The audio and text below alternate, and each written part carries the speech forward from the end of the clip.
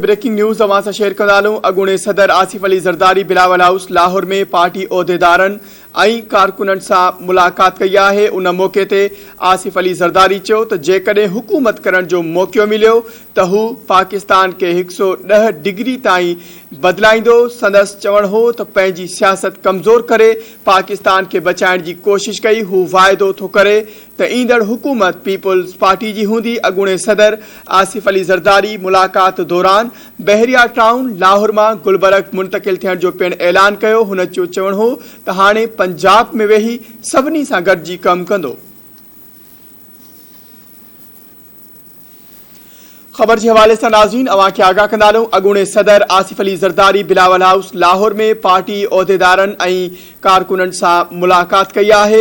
उन मौक़े ते आसिफ अली ज़रदारी चयो त जेकॾहिं हुकूमत करण जो मौक़ो मिलियो त हू पाकिस्तान खे 110 डिग्री ताईं बदिलाईंदो। संदसि चवणु हो त पंहिंजी सियासत कमज़ोर करे पाकिस्तान खे बचाइण जी कोशिश कई। हू वाइदो थो करे त ईंदड़ हुकूमत पीपुल्स पार्टी जी हूंदी।